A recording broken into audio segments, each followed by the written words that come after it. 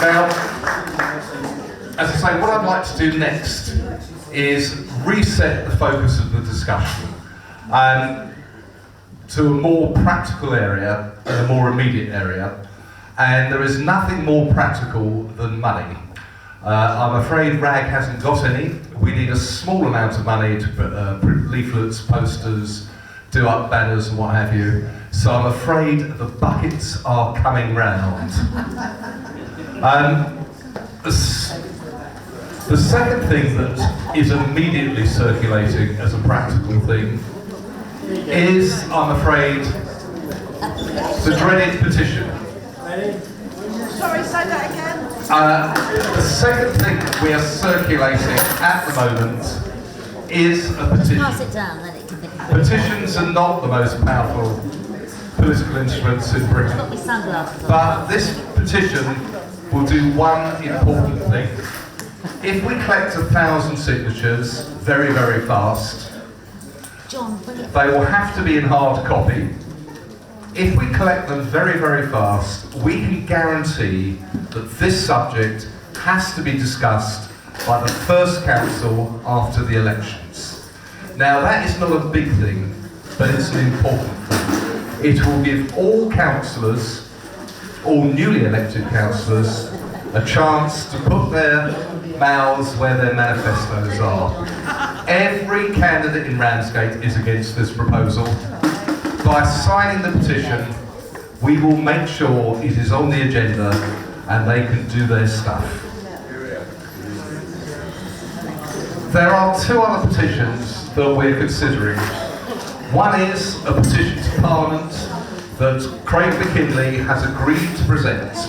Again, it doesn't make a lot of difference, but its publicity value is big. The third petition that we are considering is a petition to the East Kent Audit Partnership. This is the group of 4 councils who share services. Thanet District Council is part of that partnership, and in particular, it's part of that partnership for audit. Thanet is already in breach of the partnership, as it won't let the partnership revalue the port. It won't let the partnership in to see the accounts to revalue the port. I think we should consider petitioning the partnership to either throw TDC out for being in breach or to send in their own 151 officers to have a look at the port's finances and so forth.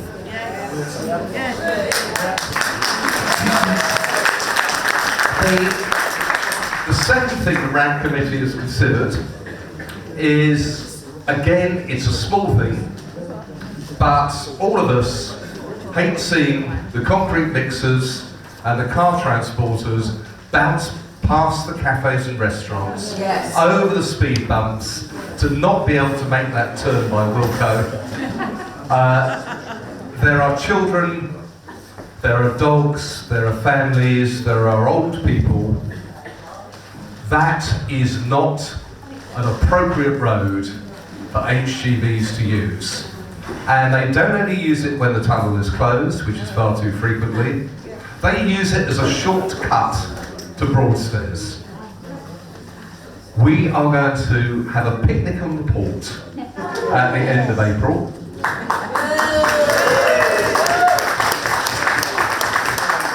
We're going to take tables and chairs and ginger beer and balloons, and we're going to have a very no balloons. You're right. Yeah. Tables and chairs, ginger beer and sandwiches. Bunting, yes. And we're going to have a very, very civil unrest. And we're going to do it in front of cameras, and we're going to do it in front of the press, and we're going to invite the HGVs and the cement mixers in particular to move us out of the way. Somebody who couldn't be here tonight, a guy called Matthew Hurley, who's been a very good friend, a member to RAG, who's run our RAG Twitter feed for the last year. He's a diplomat, and he was sitting outside Archive, and he saw one of these HGVs go, and he knew the tunnel was open, And he said, listen, and he said it very diplomatically. He said, couldn't you go the other way? He even took the number plates of the cement mixer, and Matthew posted the answer, but the actual answer was, I think Anne would understand it, was, pardon my French, shove it, mate. That is what Brett thinks of the town, is what Brett thinks of the tourist industry, and it's typical of them. So we're going to hold a protest to stop that.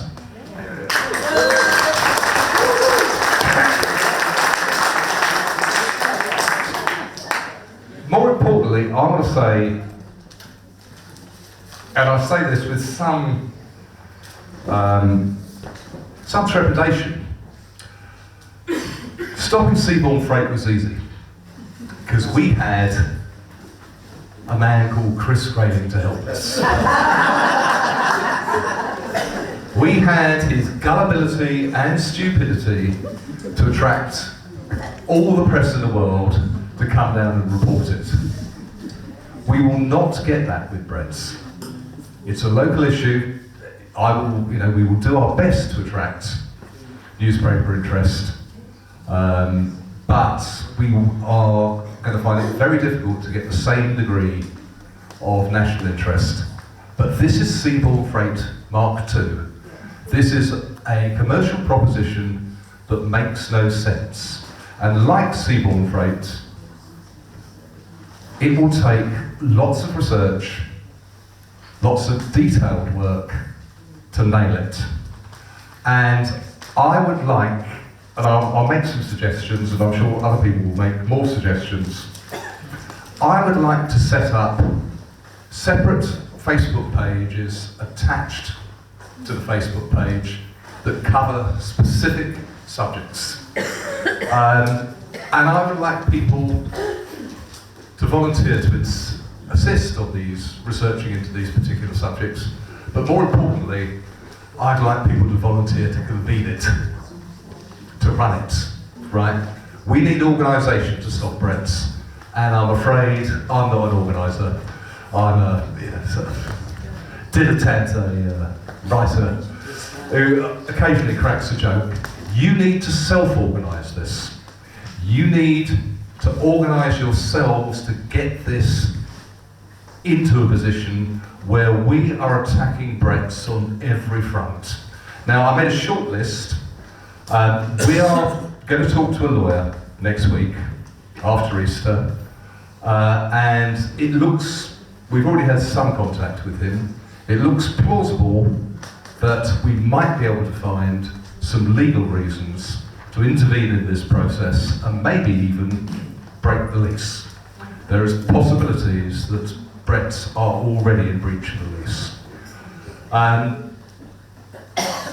There are environmental issues. Janet outlined them.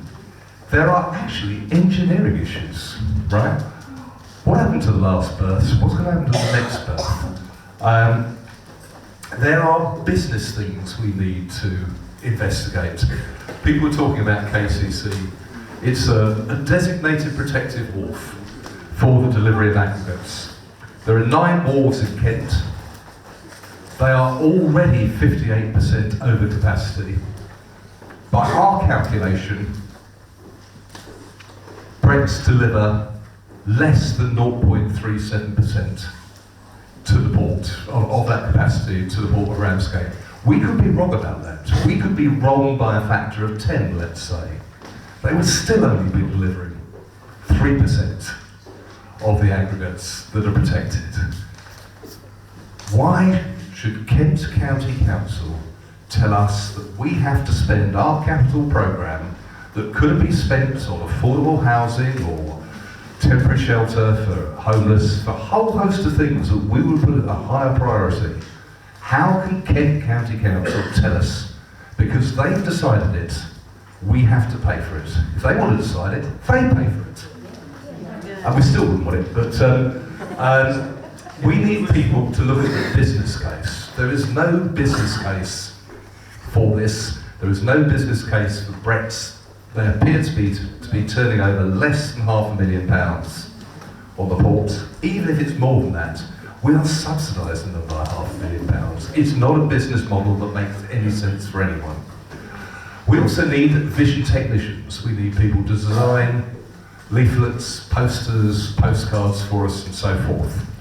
So we will come back to all of those things, but I will shut up. I would love to hear from you what you think we should practically do to launch this campaign, to keep this campaign going, and to make sure that we see it through to the end. Now, I'm going to take, there's a lady at the back who's got her hand up in purple. Hi. On the basis of the fact that you've just caused lung disease. I think you're going to have to come and use the mic, I'm afraid. I'll stand up. I've got pretty down for this. I don't think it's go down there. On the basis that I'm sorry. I can't hear you. You can't? I can't film you. About 20.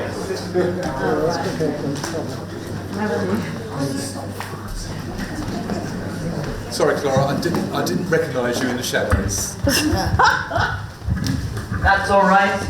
I presume everybody can hear me now. Right, on the basis that concrete dust causes lung disease, it would be very useful, perhaps, to contact the local GP practices to see whether we have an unusual incidence of lung disease here, and maybe whether the schools locally, perhaps, that are local to the port, have, higher incidence of children with asthma or whatever may be the predominant things. Because actually, if you can identify that there is, that it's actually affecting people's health, you're more likely to get people to take action against threats. That's my thought. I'm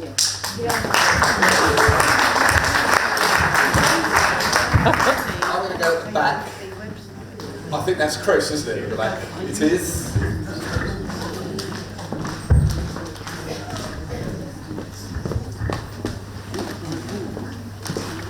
Thanks, Steve. First of all, I'd just like to say a great thank you to you for all the amazing work you've done on this. I'm dwarf standing on giant shoulders.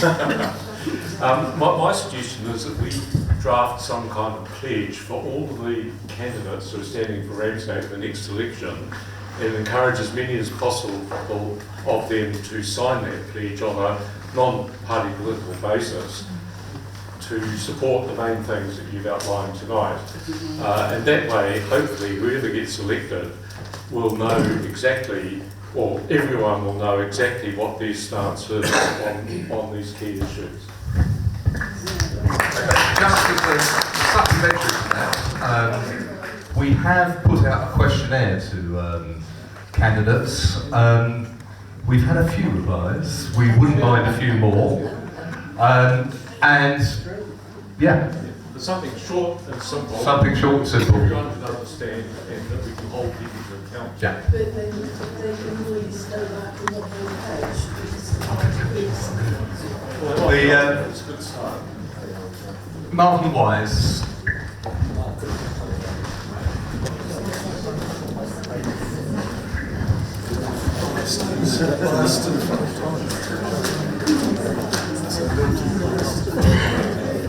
Hi, I think what we have to recognise is that the number of people who are currently involved in this kind of debate is relatively small.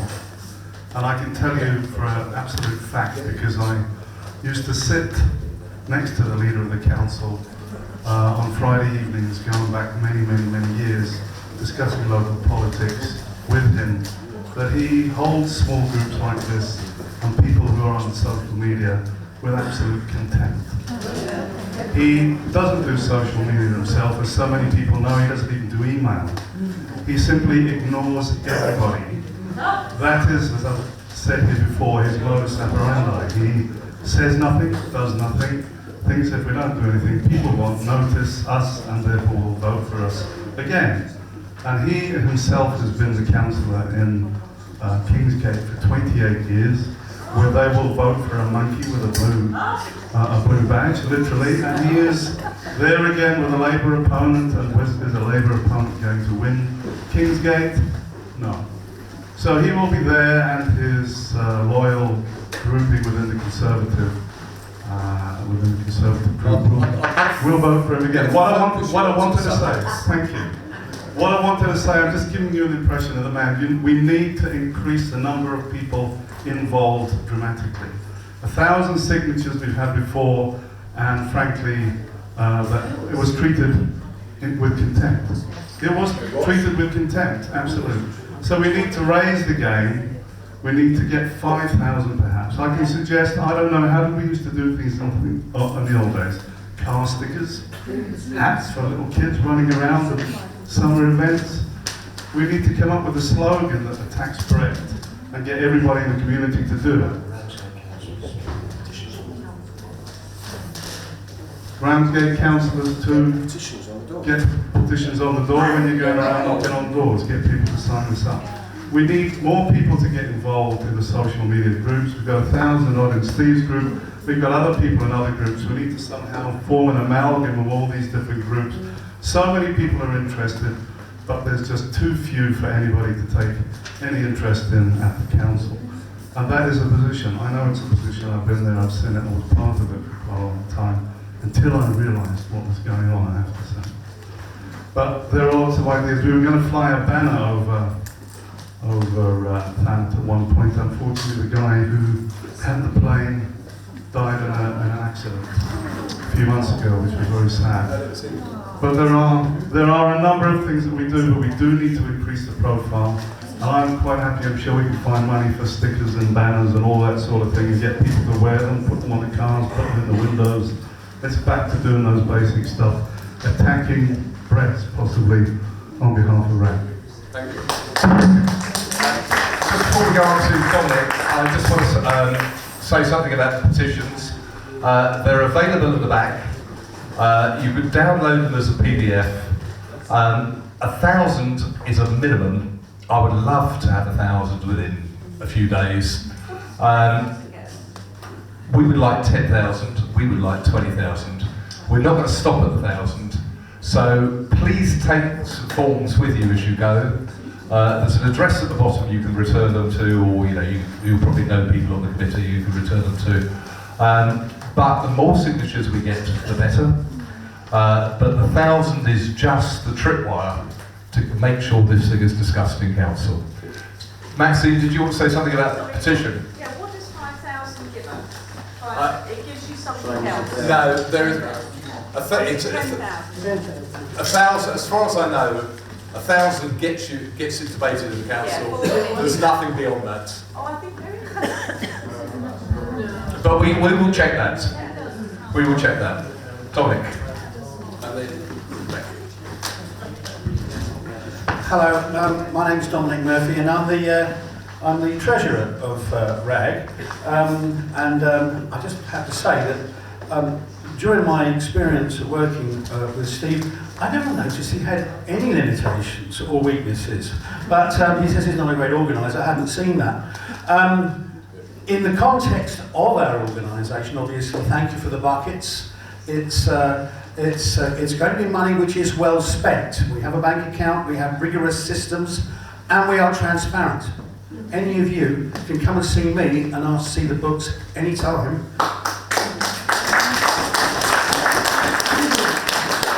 And you will see. We have a bank account. I will be putting up systems whereby you can donate independently. Certainly, it's about growing amplification, hats, stickers, ink, paper. It all costs money. So bear that in mind. We do have robust systems. You can come and inspect them. Give generously because it will be spent carefully. Now, one quick point about the petition. We're redeveloping the website. You're mostly used to nothing concrete, a great a place to learn what's going on and marvel at it. The website's much more simple and it's more functional, and it has a document archive. In that document, and this is www.ramsgateactiongroup.co.uk document archive. There is a PDF there, a document. Click on it, and you can print more editions of the petition. I'm very optimistic. With a new council, we can give the new members more backbone and more commitment that they are going to be listened to by us, and therefore that they should speak out and listen and act in the council chamber. So, I've seen more liberally organised show trials than some of the meetings I've come across. That's got to change. One way of doing that is early on in the event, getting people like Steve up in front of them to energise this new council and make it have a different spirit, make it have more backbone, make it be more assertive, because it's the councillors, as has been said before, who will make the difference. And we need money to do that. So give generously, get involved. I guess you've got to talk to Steve about what you want to take on, because if there are different groups doing different things, come to me. If you need ink, come to me. If you need stickers, if you've got an idea, come to me and we'll try and fund it. Thank you.